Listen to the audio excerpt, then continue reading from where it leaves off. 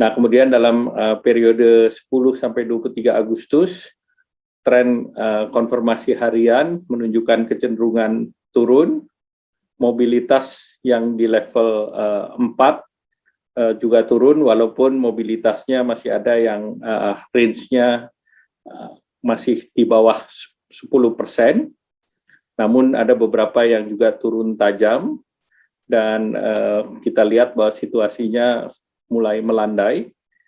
Dan dari 45 kabupaten kota yang menerapkan PPKM level 4, ini terdapat 11 kabupaten kota yang turun dari level 4 menjadi level 3 atau membaik, yaitu Bengkulu Utara, Merangin, Barito Kuala, Tulang Bawang Barat, Lampung Selatan, Lampung Barat, Ende, Sika, Siak, Rokan Hulu, dan Kota Dumai. Sisa 34 kabupaten tetap berada di level assessment 4, sehingga tetap berada di level 4, dan ini nanti akan dituangkan di dalam instruksi Mendagri, bahwa perpanjangan akan dilakukan di luar Jawa Bali 24 Agustus sampai dengan 6 September, dan perpanjangan ini seluruhnya detailnya jumlah kabupaten kotanya akan ada dalam instruksi Mendagri. Kemudian dari segi kegiatan penyeimbangan gas dan rem, beberapa penyesuaian pengaturan di PPKM level 4 di luar Jawa Bali adalah sebagai berikut, di mana tempat kerja perkantoran 25% work from office dengan prokes ketat, dan bila menjadi klaster ditutup 5 hari. Tempat ibadah diperkenankan ibadah maksimum 25% dengan kapasitas 30 orang maksimum, jadi 25% atau maksimum 30 dengan prokes ketat. Restoran, kafe, makan di tempat 25% atau 2 orang per meja, operasionalnya sampai dengan jam 8. Kemudian terkait dengan mall sampai jam 20, maksimum 50% dengan prokes dan diatur dalam Pemda. Tempat taman atau wisata 25% dengan kapasitas dan prokes ketat. Fasilitas umum juga 25% dengan kapasitas ketat. Kegiatan seni budaya olahraga 25% dari kapasitas maksimum. Resepsi maksimum 30 orang, dan ini diharapkan juga dibatasi terkait dengan hajatan. Industri orientasi ekspor beroperasi 100% beserta dengan sektor penunjangnya dengan prokes ketat, dan apabila menjadi klaster baru akan ditutup 5 hari, dan catatannya bahwa aplikasi Peduli Lindungi ini sebagai prasyarat untuk berkegiatan ataupun syarat masuk dalam berbagai kegiatan. Aturan lengkap tadi disampaikan akan dikeluarkan oleh Bapak Menteri Dalam Negeri dalam bentuk instruksi dalam negeri. Upaya lanjutan penanganan COVID dan pemulihan ekonomi nasional, testing diharapkan terus dapat ditingkatkan, dan testing ini mengikuti kepada perkembangan kasus, bukan untuk screening di berbasis lokasi, tetapi tracing yang berbasis pada instruksi Mendagri, minimal dilacak 10 kali daripada kasus.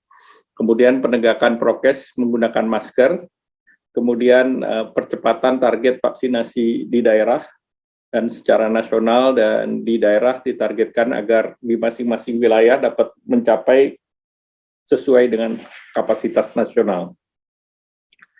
Di hilir menjaga BOR, terutama isolasi terpusat, dan di luar Jawa Bali isolasi terpusat ini sudah tersedia sebanyak 40.983 tempat tidur, dengan bed occupancy rate sebesar 27% per 21 Agustus, dan disediakan kapal isoter, yaitu kapal isolasi terpusat dari Pelni, tersedia 3.596 tempat tidur yang tersebar di 6 wilayah Nusantara, yaitu di Medan ini sudah mulai dioperasikan, KM Bukit Raya 463 tempat tidur, di Lampung dalam proses KM Lawit 437 tempat tidur, di Makassar, KM Umsini sudah beroperasi 849 tempat tidur. Kemudian di Bitung, ini juga sudah mulai beroperasi 458 tempat tidur. Sorong, KM Serimau 460 tempat tidur. dan di Jayapura KM Tidar 929 tempat tidur yang terus akan dipersiapkan sampai dengan PON. Nah, tentu dari segi program jaringan pengaman sosial dapat kami sampaikan bahwa program bantuan beras Bulog 10 kg per keluarga ini dari target 28,8 juta, tahap pertama sudah diselesaikan dan disalurkan kepada 20 juta keluarga. Tahap kedua 8,8 juta dalam proses penyaluran. Bantuan subsidi upah 1 juta per pekerja. Targetnya 8,8 juta di sektor non-kritikal di PPKM level 3 dan 4 yang disalurkan dalam 5 tahap. Dan tahap pertama 947.669 penerima sudah selesai. Tahap kedua 1,25 juta mulai disalurkan pada tanggal 19 Agustus kemarin. Banpres Usaha Mikro atau BPUM per tanggal 11 Agustus realisasinya 14,21 triliun terhadap 11,84 juta pelaku usaha mikro, dan ini sekitar 92,52% dari total anggaran sebesar 15,36 triliun.